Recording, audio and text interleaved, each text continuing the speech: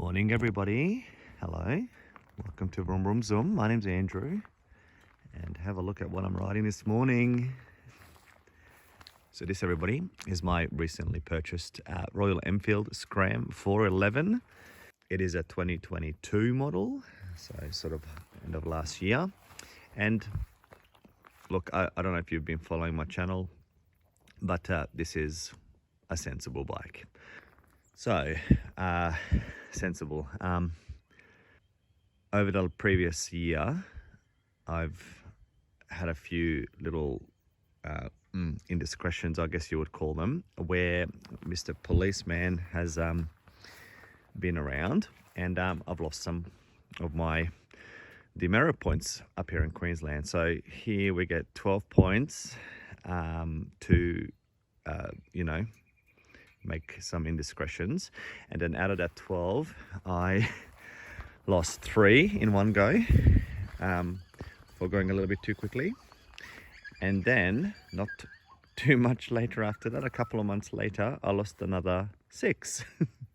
So 12 minus 3 minus 6 is 3, so I have 3 points left. So I've had to make a sensible choice in terms of what I'm doing with my riding.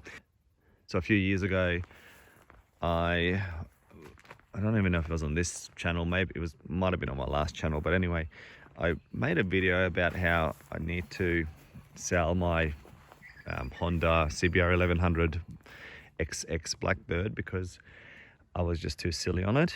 And my other bike now is a Z900, and I can't ride that anymore, not with the amount of points that I have left. So that's the bike I lost my points on, the Z900. Love that bike. However, I had to make a sensible choice. So I'm scrolling through bikesales.com.au here in Australia, and I'm looking at, so let's just go through the non-sensible options here. Got my eye on a Kawasaki H2SX. Not sensible. I've got my eye on a 1199 Panigale. Not a sensible choice. I've got my eye on a RC 390 KTM. Somewhat of a sensible choice, but yeah, not just yet. I've also, I don't know if it's because I'm getting older, but the Gen 3 Hayabusa, the new Hayabusas have caught my attention, and I don't know why, because I do not like Hayabusas, or do I? I don't know. I'm a very confused person in my mid-40s. So anyway, it's another non-sensible option. This everybody is a sensible option. Okay, so I've been on about a dozen rides on this thing now, so I can give you my opinion with how it has been. And okay, the Scram 411, as you can see, 411 is a alliteration of the Himalayan. Okay, so the Royal Enfield bought out the Himalayan not long ago, and very well received bike.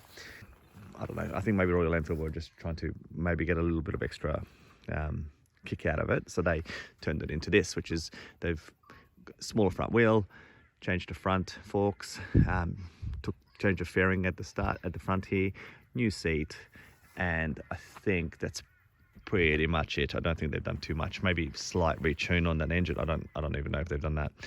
Only thing I've done to it is the bar mirrors, because I took off the stock mirrors, and then I thought, oh, I'll put these on. I kind of put them on. I don't really like them. I'll put the stock ones back on, and in all that, I threaded the mirror, the mirror mounting points. Where are we? There we go. Don't look at that. This engine is 411, 24 horsepower ish. I'm still running it in. Yeah, coming from a big bike to this, it's fun.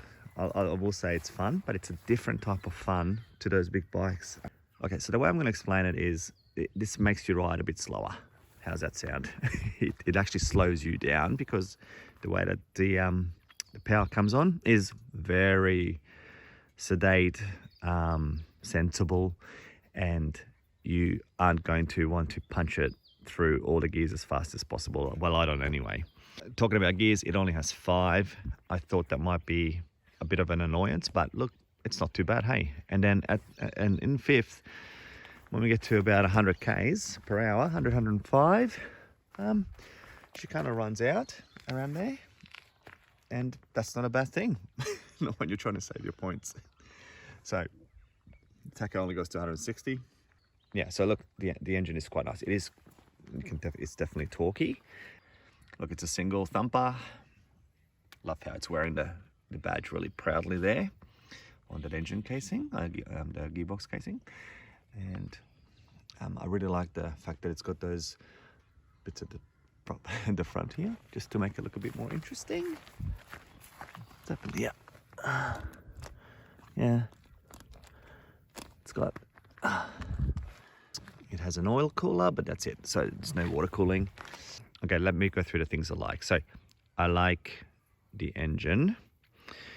I like that it doesn't vibrate. I have not had any issues with vibrations at the speeds I've been going at. I really, really, really like the seat. That is an excellent seat. Well padded, well designed, nice and wide for my butt. I mean, yeah, it's a great seat. Absolutely love it. Probably the best seat I've ever had on a motorcycle, if I'm honest. Really like the design. Obviously, it's going to be a personal thing, but I do like the look of this. It's very utilitarian. I use that word. It's a utilitarian bike. The rear brakes, I like the rear brakes. The tyres are quite good. I had no issues with the tyres. And I like how it's got the spoked wheels. That makes it look really cool. Really like the dash. Let me just get a quick footage of that. You can see it. Let's show it again. Really like this dash. Easy to read. Gear indicator there is this is the gear indicator here. It's in a great spot, easy to see. Love the old school tacho look there. Has a tripper nav. I haven't really used it. I think I used it once. It didn't work properly. All the controls are very simple. There's nothing flash about them. Everything's just as is. All very basic, typical switch gear. It does take 91 unleaded here in Australia, so you don't need to buy premium fuel, which is really good at the moment because fuel is very expensive. Really like this retail assembly part here. And the way that that's all finished is very nice. Okay, let's talk about the things that I'm not a huge fan of. The old school indicators, I think they could have done something a little bit nicer with that. It is what it is. And it repeats at the front. So gives it a bit of a farm bike look, yeah? Quote me if I'm wrong, but that's a very Royal Enfield specific mount here. So I don't know if you can replace that with anything. I don't quite understand this design choice here. I know it's there to cover the instruments, but I don't know, just sticks out like a bit of a weird horn. The other thing that I don't like on this particular bike, and this has been mentioned by a whole bunch of reviews, is the front brakes. The front brakes are, I mean, they're okay, but the front brakes are, yeah, that's probably going to be the thing that is a big difference to some of the more premium bikes. Single disc, not very, yeah, it's not very grabby. I mean, it does a job at slow speeds, but as soon as you start sort of going up a little bit, I do think the rear makes up for it, but the front's, yeah, not quite. What's it like to ride? Well, I recently rode a KLR 650, a brand newie, and I've ridden a Versys X300. That's the, I've had a few videos previously on the channel about that, one of my previous bikes, and compared to the Versys, the extra torque here is awesome, but the top end is not there. But the extra torque is really useful to ride with. So if you're making a decision between this and the Versys, I definitely recommend this. Much more accessible, and you don't have to rev the guts out of it like like I had to do with a 300 compared to the KLR 650. So if you've ridden one of those, that's a tank. It's well, I don't know if it's more of a tractor, I guess, rather than a tank. And this doesn't have that vibe. It's much more nimble. It feels lower to the ground.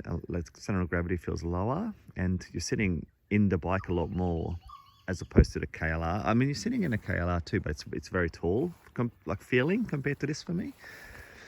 So I'm 178 centimeters. No, I don't tip toe it. I can almost flat foot it. It's almost there. So it's perfect height for me. What's that? 5'10", 5'10" for those Americans out there watching. Hello, Americans. So it's a really good riding position. It is upright, as you'd expect, but not straight upright. There's a little bit of a reach to the bars, just a nice little reach, and it's very comfortable, very comfortable. Who is it for? Okay, so let's wrap this thing up. I think my first thoughts on this thing. Who is it for? Okay, is it a good first bike? Is it a good learner bike? I think the answer is kind of, and the main reason is that height. Like I'm not a super high person. If you're sort of my height, you'd get away with it. But for people learning, they want to feel stable, and a bike that's got a bit of height is not going to be very good for that. But saying that, I am a big proponent of little cruisers for learner bikes. Is it good for commuting? Definitely.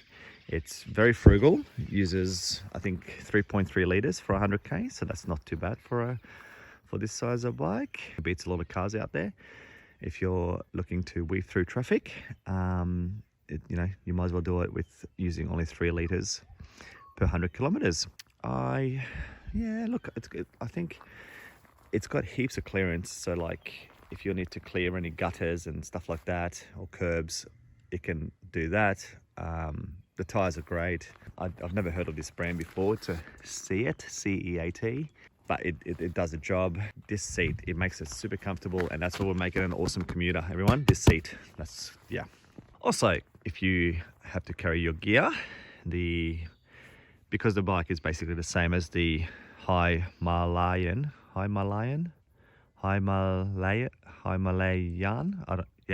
because it's basically the same as that bike, you can get all sorts of luggage options to carry your stuff around if you need to do that for a commute.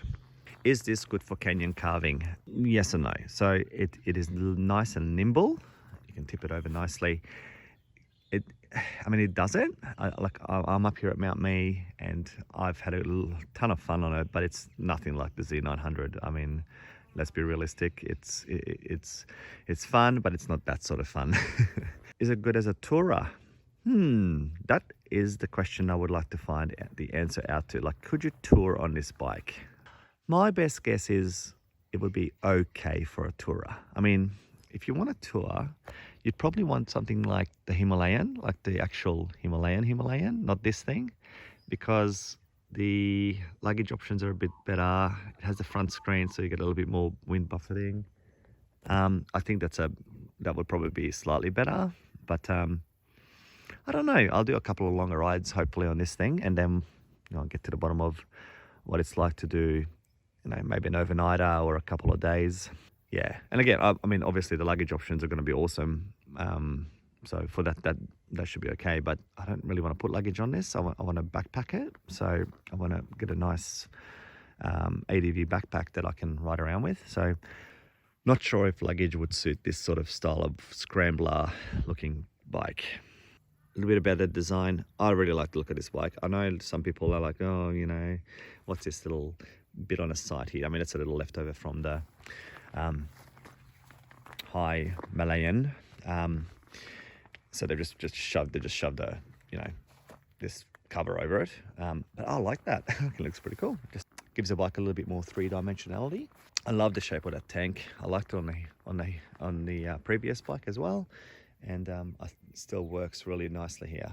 gives it, like I said, that utilitarian. It's nice and tall looking. It is very narrow. So if you're looking at the bike from this angle, it is narrow. But yeah, and then with this seat, this redesigned seat, I could marry this seat. It's amazing. I think it's an awesome looking bike. Definitely love the looks. Okay, when you think of a scrambler, this definitely fits that style. It is a scrambler. Quickly turn it on for you. What have I got here?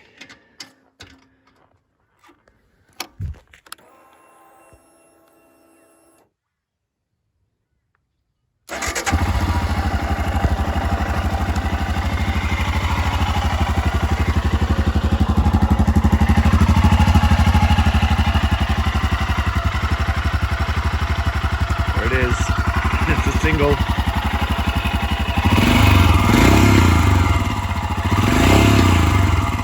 Still stock exhaust.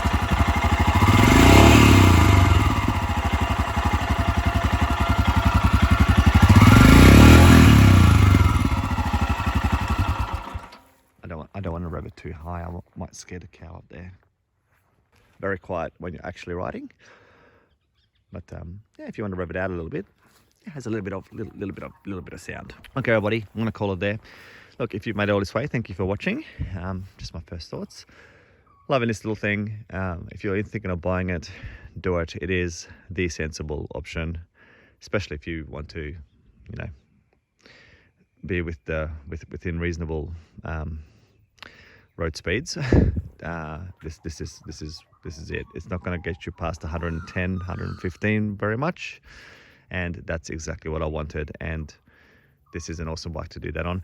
All right, if you haven't subscribed, please do. Thank you for supporting the channel. And yeah, any questions about it, please write them below, and I'll see if I can, you know, provide some sensible answers for you.